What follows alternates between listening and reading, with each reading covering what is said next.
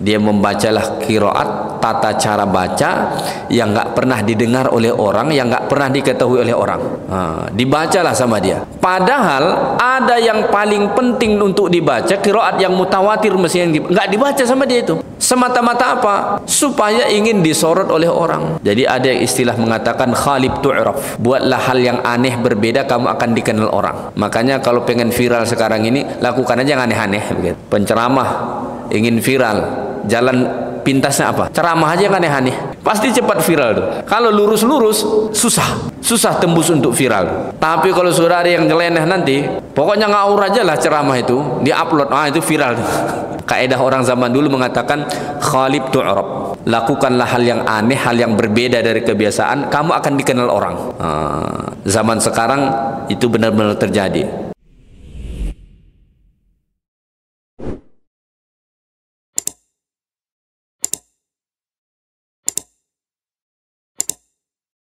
Hadis bab yang ke-6, fi dzikri talbisi iblis 'ala al-ulama'i fi fununil ilm.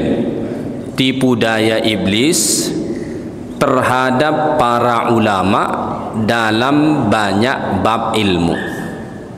Jadi tipu daya iblis itu bukan hanya kepada orang jahil, tapi juga menyentuh para ulama. Fi fununil ilm, dalam banyak bab ilmu. Maka ulama-ulama yang bergelut di ilmu Quran misalnya, ada kena tipu daya iblis. Yang bergelut di bidang hadis, ada kena tipu daya iblis. Yang bergelut di ilmu fikih, ada yang kena tipu daya iblis. Jadi ini menunjukkan betapa mengerikan tipu daya iblis itu. Bukan hanya bisa memperdaya orang-orang awam, tapi kalangan ulama pun bisa kena. Ya, baik.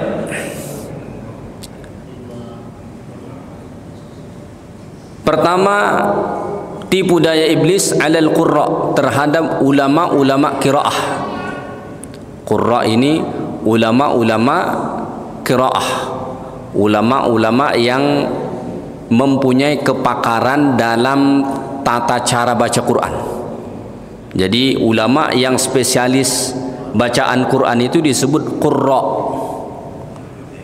Kalau ketemu dengan orang-orang seperti ini, ulama seperti ini, Al-Fatihah itu saja bisa dibaca sama dia dengan 10 versi. Bahkan versi yang tak pernah didengar oleh kita. Ya. Kalau mungkin orang yang tidak mengerti, sekali dia dengar dia pikir itu bacaan yang sesat begitu. Tapi ada tata cara baca begitu, dan yang menguasai itu disebut ulama qurra. Ulama-ulama yang spesialisasinya dalam bidang bacaan Quran, qiraat. Nah, ya. Nanti ada yang di bidang tafsir, ada di bidang tadabbur. Ini qurra ini satu kepakaran dalam masalah ilmu Al-Quran. Ada ulama-ulama qurra yang kena tipu daya iblis. Bagaimana? Famin dzalika anna ahadahum yashghalu bil qiraati asyadz wa tahsiliha fayafna aktsara umurihi fi jam'iha wa tasnifiha. Ya. Ada sebahagian daripada ulama-ulama qurra ini, mereka terlalu sibuk dengan qiraat-qiraat yang syaz, sehingga mereka menghabiskan umur mereka mengumpulkan qiraat-qiraat yang syaz tadi, bahkan menyusun kitab yang banyak tentang hal itu. Supaya faham, qiraat itu ada disebut dengan qiraat mutawatir, ada qiraat yang masyhur, dan ada qiraat yang syaz namanya. Hanya orang yang belajar ilmu qiraat yang ngerti ini kalau disampaikan secara langsung, karena ini istilah. Qiraah mutawatir itu mana? Itulah qiraah sab'ah. Mungkin kita pernah mendengar. Kalau orang yang mengikuti MTQ, ada namanya lomba bacaan Quran dengan qiraah sab'ah, dengan 7 cara baca Quran. Ada Warsh, ada Qalun, ada Hamzah, ada Ibnu Katsir, ya. Kalau kita bacaan Quran kita yang biasa itu riwayat Hafiz an Asim, itu namanya. Tapi ada lagi qiraat yang lain. 7 qiraat itu, 7 cara baca Quran itu mutawatir. Kenapa disebut mutawatir? Mutawatir itu artinya periwayatannya diriwayatkan oleh orang banyak sehingga mustahil mereka sepakat berbohong. Itu yang disebut mutawatir. Misalnya orang satu kota Pekanbaru mengatakan hal yang sama, kira-kira bisa nggak dikompakin satu kota ini untuk berbohong? Nggak mungkin. Kalau 10 orang bisa kita kompakin, ya kompak ya, bohong kita ya 10 orang itu berkemungkinan. Tapi kalau satu kota yang jumlahnya ini 1 juta lebih orang misalnya, nggak mungkin. Maka kalau diriwayatkan orang satu kota satu negeri pernyataan yang sama, maka riwayat itu disebut mutawatir. Yang sah dibaca dalam sholat itu harus qiraat yang mutawatir. Ya, ngerti ya? Di atas dari itu ada namanya qiraat masyhur. Itu 10. Masyhur ini, ya bacaan itu masyhur, diketahui oleh orang banyak, tapi tidak sebanyak yang mutawatir tadi. Ya, kalau mutawatir misalnya satu negeri begitu, ini cuma satu RT begitu, itu masyhur namanya.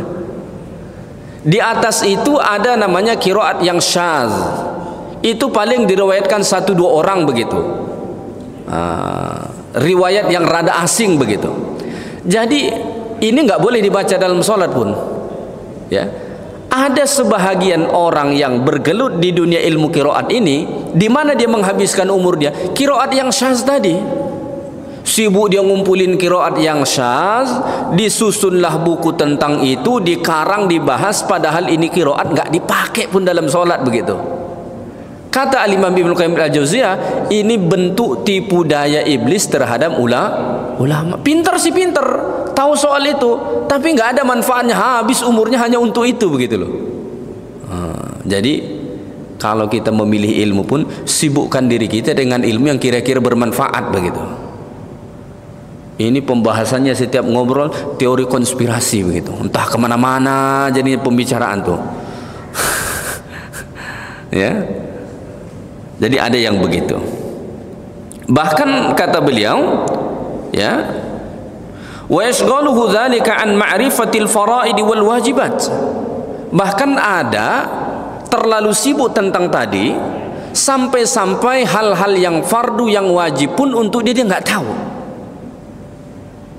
Benar loh, orang yang terjun di soal qiraat ini itu mereka nggak begitu ngerti soal fikih, ini nggak ngerti dia. Kalau soal qiraat memang dia top.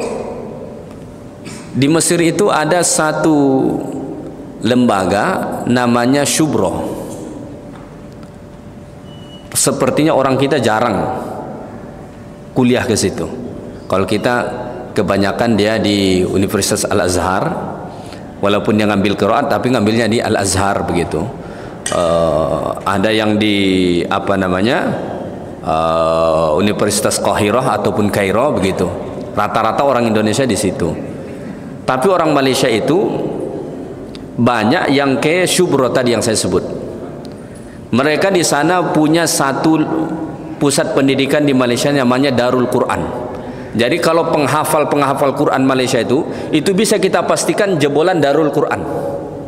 Udah dipusatkan itu satu.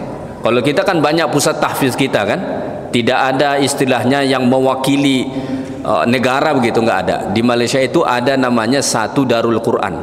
Rata-rata penghafal Quran di sana itu pasti jebolan dari situ. Dan yang diorbitkan biasanya jebolan dari situ. Jadi Darul Quran mereka ini itu punya kerjasama dengan Syubroh yang saya sebut di Mesir tadi. Pergi ke sana khusus belajar qiraat, pulang-pulang pun cuma qiraat, D3 qiraat, diploma. Itu banyak teman-teman saya yang lulus dari sana. Memang mohon maaf, yang mereka tahu tuh cuma soal itu. Kalau kita bicara fikih, jauh sekali. Ya. Kenapa? Terlalu terfokus kepada pembahasan itu. Jadi kata Al-Imam Ibnu Qayyim, ada orang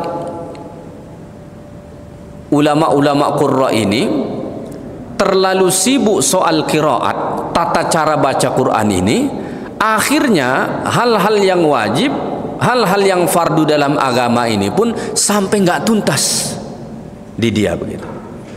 Padahal kan mengetahui qiraat itu hukumnya nggak wajib. Ya, menuntaskan bab dalam sholat itu wajib, ya kan? Jadi ada orang karena terlalu sibuk soal ini, akhirnya bab-bab yang wajib pun misalnya sholat, zakat, haji, puasa begitu nggak tuntas dia. Tapi kalau soal qiraat ini, si fulan baca begini, fulan baca begini, ini caranya begini, tuntas dia begitu. Ini orang yang terkena tipu daya. Halus sekali kan? Ya. Farubbama ra'aitu imama masjid, ya. Bahkan kadang-kadang saya melihat imam masjid, kata beliau, ini bukan kata saya. Yang imam jangan tersinggung. Kalau tersinggung marah sama Al-Imam Ibnu Qayyim. Jangan marah ke saya. Saya membaca yang disebut saja. Kadang-kadang saya melihat imam masjid, kata beliau, membaca Quran itu berirama, wala ya'rifu ma yufsidus shalah. Tapi dia nggak tahu hal-hal yang membatalkan sholat pun.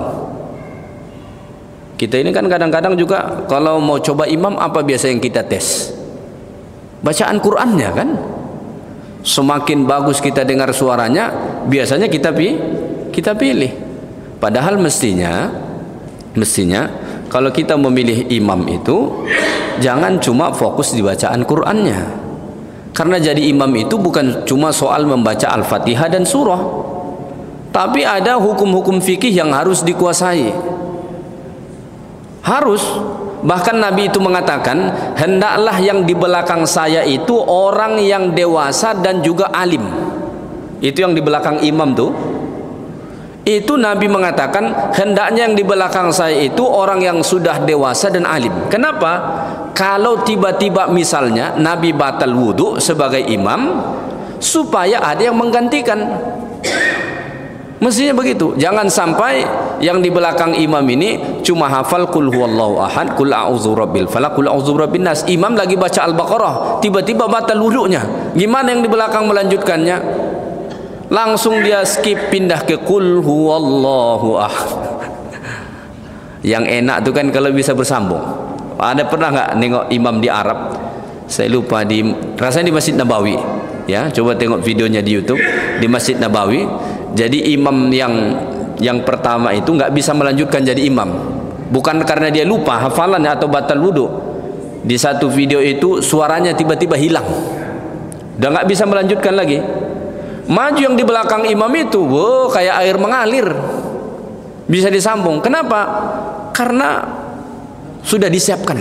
Makanya kalau imam di Masjidil Haram, imam Masjid Nabawi, pastikan yang di belakang imam, 3 di belakang imam itu pasti hafal Quran. Bukan cuma hafal-hafal meraba-raba, enggak, mungkin hafalannya pasti itu. Maka kalau misalnya imam utama itu batal, itu yang maju itu kualitasnya sama. Yang di belakang imam saja begitu dianjurkan Nabi, apalagi yang jadi imam. Jadi maksudnya di sini itu penekanan beliau itu jangan sampai salah fokus. Jangan sampai gara-gara terlalu sibuk soal qiraat, soal irama, soal nada, tapi hal-hal yang membatalkan sholat pun nggak tahu. Kan fatal tuh. Jadi kalau sampai terjadi begitu, kata beliau, ini bisa dikatakan sudah termasuk apa namanya? Sudah termasuk tipu daya iblis. Halus sekali. Ya. Kalau kita tidak merenung betul-betul, kita nggak nampak itu. Ya, kita tidak nampak. Orang akan berkata ilmu ini kan bagus, ya emang bagus. Yang mengatakan buruk nggak ada. Cuma kalau kita terlalu sibuk dengan itu, akhirnya hal-hal yang wajib ilmu fardu ain kita pun nggak tuntas. Ini baru jadi problem. Jadi iblis itu bisa dia sibukkan kita dengan satu ilmu, kita sibuk soal ilmu ini, sibuk dalam suatu ilmu, tapi kita dijauhkan dari ilmu yang paling wajib untuk kita. Ini saya kasih contoh ini di zaman kita ini supaya lebih dekat contohnya. Di zaman kita ini zaman orang sibuk berbalah. Ya. hanya soal pendapat-pendapat atau ritual-ritual receh lah kalau menurut saya. Ya, apa yang membuat orang berantem? Soal isu Maulid Nabi lah, Isra Mi'raj lah, ya. Sibuk kita soal itu, sehingga gara-gara itu udah di kotak-kotak ini orangnya. Pertanyaannya, emangnya itu rukun Islam? Enggak. Maulid Nabi itu bukan rukun Islam, ya kan? Bukan rukun Islam. Apakah itu kewajiban? Tidak. Tapi kita ini kadang-kadang terlalu sibuk soal itu, akhirnya yang ada bertengkar. Ya. Dari hal yang paling wajib mestinya kita tuntaskan, masalah akidah, masalah fikih, ya, mengajarkan bagaimana tata cara ibadah yang benar, akhirnya ini terlewatkan. Ya, setiap pembicaranya apa yang dibicarakan? Khilafiyah. Ya. Banyak orang sekarang sibuk soal hal itu. Akhirnya apa? Ini salah tipu daya iblis itu lagi. Akhirnya dia membaca buku. Banyak sih dia baca buku. Membaca buku itu bagus. Banyak dia membaca buku. Tapi apa tujuan dia membaca buku itu? Hanya untuk membantah si fulan. Misalnya dia nggak rada setuju nih dengan pendapat si fulan itu. Dia carilah kitab, dia baca. Tujuannya apa? Bagaimana dia muncul ke permukaan semata-mata untuk membantah si fulan itu. Apakah tujuan dia karena ingin menolong agama? Enggak. Tujuannya bisa jadi karena ingin populer, ingin terkenal, ingin dilihat sebagai pahlawan dan lain sebagainya. Nah, jadi banyak orang yang bergelut di ilmu ini juga akhirnya terjebak dalam tipu daya iblis, ya. Membaca kitab, menunjukkan kitab, tujuannya apa? Hanya untuk membantah atau berdebat atau menunjukkan diri seolah hebat. Nah, cuman itu. Ini semua tipu daya iblis. Tujuan membaca, belajar sesungguhnya bukan itu, tapi untuk melahirkan amal. Itu tujuannya. Makanya Al-Imam Al-Auza'i mengatakan begini, idza aradallahu biqaumin syarran, kalau Allah hendak menimpakan keburukan suatu kaum, kalau Allah ingin menimpakan keburukan kepada suatu kaum, apa yang Allah Ta'ala buat kepada mereka? Kata beliau, alzamahumul jadal wa mana'ahumul amal. Kalau Allah ingin menimpakan keburukan suatu kaum, Allah akan sibukkan mereka berbantah-bantah, berdebat satu dengan yang lain, dan Allah menghalang mereka dari beramal. Banyaklah orang sibuk berbantah-bantah soal agama, tapi sholatnya pun telat. Iya. Mohon maaf aja nih, ini bahkan terjadi di kampus-kampus. Lagi membahas hadis ini, mengkaji hadis ini, kritik hadis, mau mentakhrij hadis, Allahu Akbar, masih terus lagi. Padahal hadis yang mereka baca itu, Nabi mengatakan salah satu amalan yang paling utama as-salatu fi awwali waqtiha, salat pada awal waktunya. Iya, sama seperti yang diceritakan oleh para kiai itu, ada orang berbantah-bantah soal kunut subuh sampai menjelang subuh, sibuk berbantah-bantah. Satu mengatakan sunat, satu mengatakan bid'ah. Masuk subuh tidur dua-duanya, sholat subuh pun tidak. Kenapa? Gara-gara terlalu sibuk berbantah-bantah soal kunut. Makanya Al-Imam Al-Auza'i mengatakan, idza aradallahu biqaumin syarran, kalau Allah Ta'ala menghendaki keburukan kepada suatu kaum itu, alzamahumul jadal wa mana'ahumul amal. Allah buat mereka sibuk berbantah-bantah, tapi kemudian Allah halang mereka dari beramal. Sekarang kalau kita lihat realitas di masyarakat kita atau di kalangan ini, ilmu itu bisa kita katakan kebanyakannya di level berbantah-bantah. Amalnya minim sekali. Berbantah-bantah soal ini, soal itu, soal ini, soal itu. Tapi pas kita cek di amalnya kurang sekali. Tak sebanding dengan ilmu yang dibicarakan. Ya, kalau perbantahannya, wah, entah kemana-mana sudah perbantahannya. Tapi di bab amalnya kurang. Bisa jadi kalau kita merujuk perkataan Al-Imam Al-Auza'i itu, sebetulnya Allah Ta'ala sedang menghendaki keburukan kepada kita. Baik.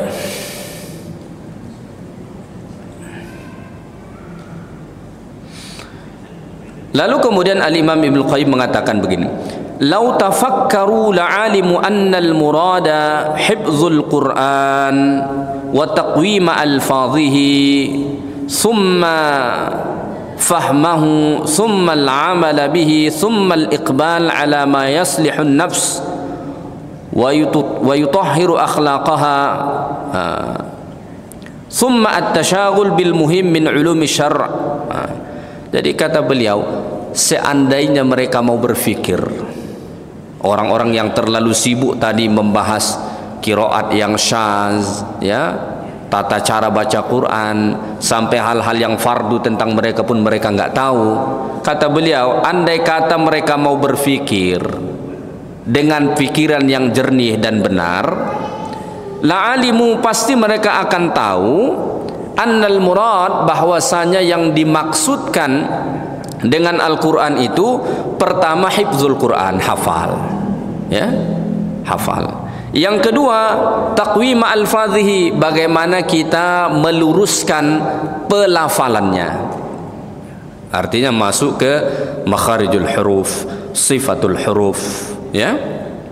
Ada nak belajar makharijul huruf dan sifatul huruf di sini, ya, itu penting. Jadi huruf itu selain ada makharijul hurufnya, tempat-tempat keluarnya, ada yang disebut dengan sifatul huruf, sifatnya, bagaimana sifat menuturkan huruf-huruf tersebut, ya. Kemudian summa fahmahu, kemudian memahaminya. Jadi tujuan Quran itu pertama hafal, yang kedua luruskan pelafalannya, perbaiki pelafalannya, yang ketiga itu memahaminya. Ini juga banyak orang gagal di sini.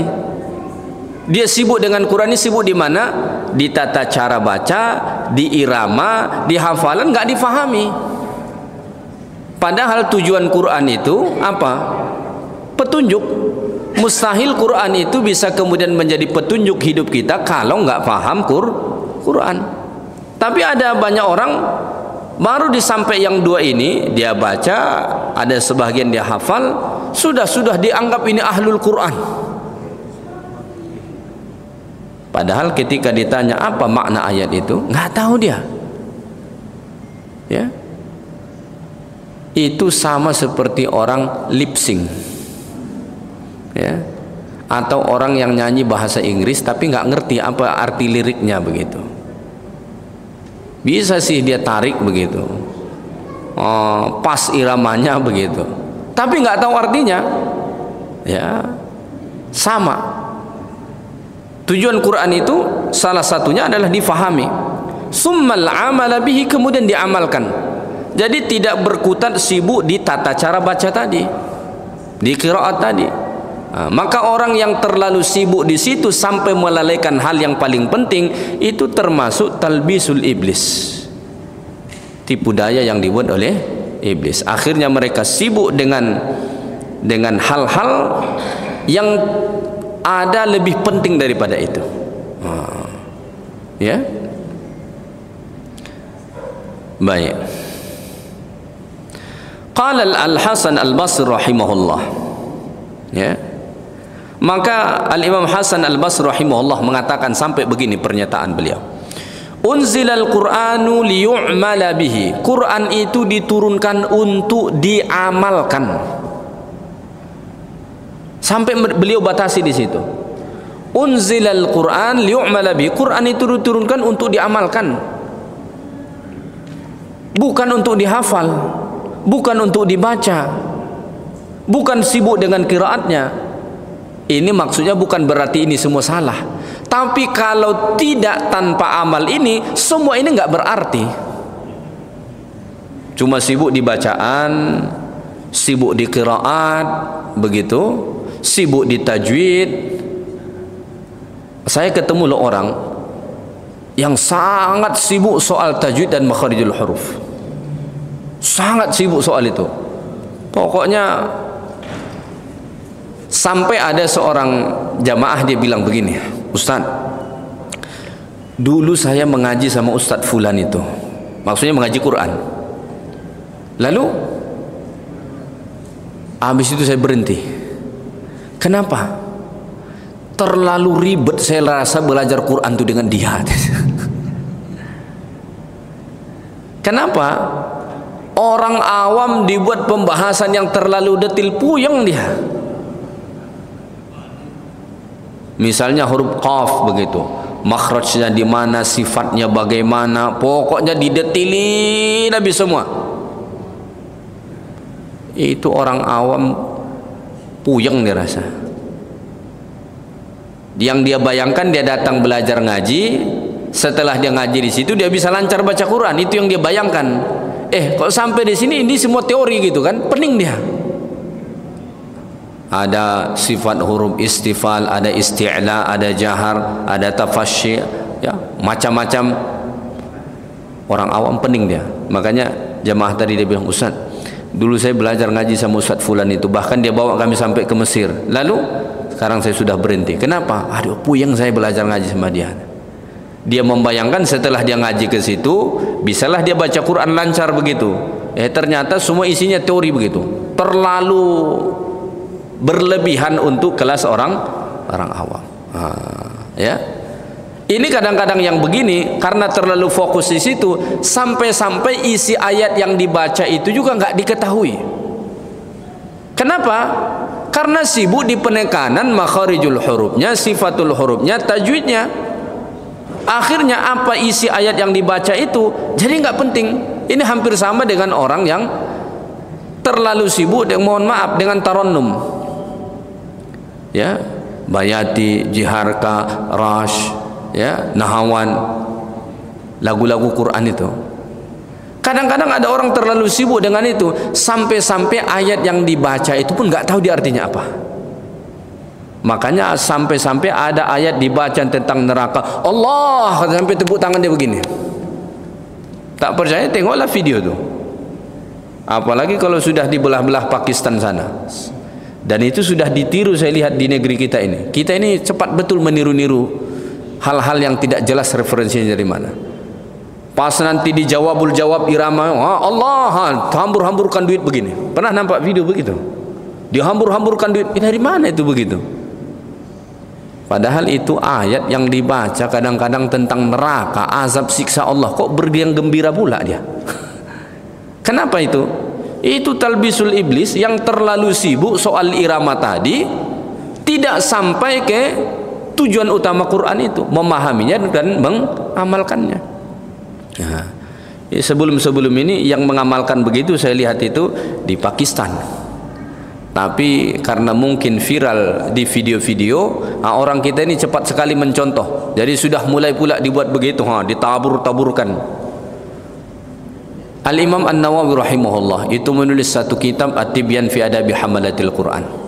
Tidak ada beliau menyebutkan adab membaca Quran sama sekali begitu, enggak ada. Ini bukan berarti salah orang berirama baca Quran loh ya. Bertarannum itu enggak salah. Boleh-boleh aja. Untuk menghiasi bacaan Quran itu boleh. Tapi kemudian terlalu sibuk dengan itu sampai-sampai tujuan utama Quran itu tidak dilakukan, ini orang yang kena talbisul iblis itu. Memahaminya tidak, apalagi mengamalkannya. Ya. Mohon maaf aja kalau betul-betul kita cek. Ini tentu bukan menjatuhkan atau memvonis mereka yang fokus di tilawah ataupun di irama, enggak. Tapi kalau kita telusurin, ada orang-orang yang begitu cantik iramanya membaca Quran, tapi bila kita bandingkan dengan akhlak dan kesehariannya begitu jauh. Ya. Ini bukan ingin mengatakan semua orang yang fokus di tilawah ini begitu loh ya, bukan. Tapi kita temui ada orang kalau dia baca Quran iramanya bukan main, sampai orang kita terkesima mendengarnya, Tapi ketika dilihat amalnya, mohon maaf, jauh panggang dari api. Ya, ada yang begitu. Karena memang suara dia bagus, iramanya, cengkoknya semua bisa dia. Tapi apa itu tujuan Quran? Tujuan hakiki Quran itu enggak. Ya. Dulu para sahabat itu bisa berubah drastis keadaan mereka. Apakah karena begitu mereka mendekati Quran? Enggak. Karena mereka mengamalkan Quran itu, makanya kemudian kehidupan para sahabat itu berubah total. Karena Quran bagi mereka ya untuk diamalkan. Nah, kita kadang-kadang masih terjebak sibuk di hal-hal yang seperti itu, sehingga di bab pengamalan itu jauh. Jadi penekanan kita di mana penekanan kita? Penekanan kita pengembangan tilawah sampai dibentuk lembaganya, ya kan? Disediakan tempatnya, difasilitasi. Soal mengamalkan ada nggak fokusnya? Nggak ada. Yang kita harapkan itu ada fokus bagaimana mengamalkan Quran tadi. Selain ya silahkan dikembangkan tilawahnya, tata cara bacanya, pengetahuan soal itu. Tapi jangan lupa tujuan utamanya bagaimana kita bisa menciptakan Quran itu jadi amalan harian kita. Jangan sampai jomplang yang dibaca Quran, yang diiramakan Quran, tiba di amalnya jauh dari Quran. Ini problem yang terjadi, dan ini sadar tak sadar kita, ini bagian dari talbisul iblis. Tipu daya iblis yang sangat halus. Ya, kelihatan bergelut di situ, oh ini baik, ini memang baik bergelut dengan Quran itu, tapi kita sibuk di situ, akhirnya tujuan utama Quran itu nggak kita lakukan. Ya kan? Akhirnya kita lebih sibuk di apa namanya, di formalitasnya begitu, bukan yang sungguh-sungguh dari itu, ya. Ya. Baik. Jadi kata beliau, kata Hasan Al-Basri tadi, unzilal Quran li'umala bihi. Quran itu diturunkan untuk diamalkan. Ini pernyataan beliau ini memaksudkan begini. Silahkan baca, silahkan bertarannum, silahkan berirama, silahkan. Tapi ingat, tujuan utama Quran diturunkan diamalkan, bukan sibuk dengan hal-hal yang tadi. Bukan sibuk, terlalu sibuk dengan tajwid, sibuk dengan makharijul huruf, sibuk dengan tarannum, sibuk dengan isi, bukan. Tujuan utamanya untuk diamalkan. Silahkan melakukan itu kalau diamalkan. Kalau nggak diamalkan nggak ada artinya. Nah, begitu, ya. Maka beliau mengatakan, ya, fattakhadhan nasu tilawatahu amalan. Ya.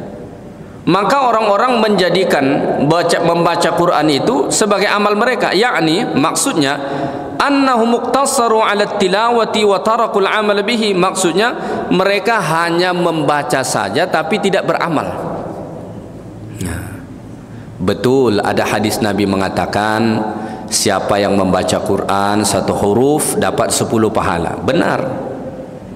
Ya, Nabi mengatakan dalam hadis, man qara'a harfan min kitabillah falahul hasanah wal hasanatu bi asyri amsalihha. Siapa yang baca satu huruf dari Quran dapat 10 pahala. Itu hadis Nabi SAW. Tapi perlu difahami, hadis Nabi itu tidak bermaksud cukup baca Quran tok, enggak. Harus diamalkan. Makanya Al-Imam Hasan Al-Basri mengatakan, ada orang menganggap mengamalkan Quran itu cuma dibaca, tapi nggak diamalkan isinya. Kita ini nggak berubah-berubah, walaupun kita sudah berinteraksi dengan Quran, karena Quran itu, mohon maaf, masih dijadikan seperti mantra, cuma dibaca tok, nggak diamalkan. Ya. Betul ada hadis Nabi tadi mengatakan siapa yang membaca Quran itu dapat pahala, tapi hadis itu tidak berhenti di situ. Endingnya itu apa? Harus mestinya dibaca dan juga diamalkan, begitu. Ya, kalau cuma semata-mata membaca tok, nggak ada diamalkan, ya jauh sekali. ya. Bahkan ada lagi kata beliau, wa min dzalika anna ahadahum yaqra'u fi maharabihi bisyadz wa yatruku al-mutawatir al-masyhur. Bahkan ada lagi ulama ini, beliau ini fokus dengan ulama qiraat tadi ya. Ada ulama qiraat ini ya membaca qiraat yang syadz, meninggalkan qiraat yang mutawatir dan masyhur. Tadi saya sudah jelaskan di awal apa qiraat yang mutawatir dan masyhur itu dan apa qiraat yang syadz. Ada orang sampai dia sibuk membaca qiraat yang syadz, meninggalkan qiraat yang mutawatir. Semata-mata apa? Ingin tunjuk pandai. Dia membacalah qiraat, tata cara baca yang enggak pernah didengar oleh orang, yang enggak pernah diketahui oleh orang. Dibacalah sama dia. Padahal ada yang paling penting untuk dibaca, qiraat yang mutawatir mesti yang enggak dibaca sama dia itu. Semata-mata apa? Supaya ingin disorot oleh orang. Jadi ada istilah mengatakan khalib tu'raf. Buatlah hal yang aneh berbeda, kamu akan dikenal orang. Makanya kalau pengen viral sekarang ini, lakukan aja yang aneh-aneh begitu. Ya. Penceramah ingin viral, jalan pintasnya apa? Ceramah aja yang aneh-aneh. Pasti cepat viral tuh. Kalau lurus-lurus susah tembus untuk viral ya. Tapi kalau sudah ada yang nyeleneh nanti, pokoknya ngaur aja lah ceramah itu, di-upload, itu viral. Kaidah orang zaman dulu mengatakan khalib tu'rab. Lakukanlah hal yang aneh, hal yang berbeda dari kebiasaan, kamu akan dikenal orang. Zaman sekarang itu benar-benar terjadi, cepat viralnya tuh. Cobalah misalnya ada orang ceramah, dia bilang haji itu nggak wajib ke Mekah, naik aja ke Gunung Sindur udah sah, itu sama aja, itu viral tuh pasti.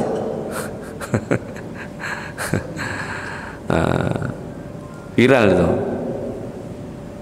Lucunya di negeri kita ini yang begitu-begitu tetap aja ada pengikutnya tuh.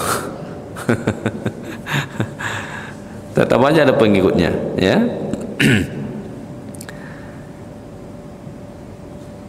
Wassahihu indal ulama anna salata la tasihhu bihadza syaz. Pendapat yang sahih menurut ulama, tidak sah salat kalau qiraat yang dibaca tadi qiraat yang syaz, itu enggak sah dibaca dalam salat. Tapi dia sengaja dia baca, wa inna ma maqsudu hadza izharul gharib listijabi madahin nas. Lalu kenapa dia baca qiraat yang syaz tadi? Semata-mata supaya didengar aneh oleh orang, ini hal baru, kemudian dia mendapatkan pujian dari orang lain. Dibacalah sama dia itu, sama seperti yang dulu pernah terjadi diundang di istana itu, dia baca Quran itu dengan langgam Jawa. Ini mohon maaf, bukan, kalau ada bapak ibu yang bersuku Jawa di sini bukan rasis maksudnya ya, tapi di mana-mana orang membaca Quran itu nggak ada ikut langgam masing-masing begitu. Tapi ya gitu dibacalah dengan langgam Jawa. Saya menirunya pun tidak bisa saya. Viral itu kan. Ya. Jadi ada orang tuh memang suka dia menunjukkan hal-hal yang aneh ya. Dan dia sibuk soal itu. Tujuan dia apa? Supaya langsung perhatian orang tertarik ke situ, kemudian muncul pujian. Oh, hebat dia ya. Ini ilmu yang nggak pernah didengar oleh orang lain ini katanya. Gimana mau didengar oleh orang lain? Itu qiraat yang syadz. Qiraat yang asing. Bukan qiraat yang populer di kalangan ulama begitu. Bagaimana ingin diketahui oleh orang lain. Tapi kadang-kadang ini sengaja yang ditonjolkan. Tujuannya apa? Supaya kemudian dia dipuji orang, dikenal oleh orang, itu ya. Jadi hal-hal yang seperti ini ya,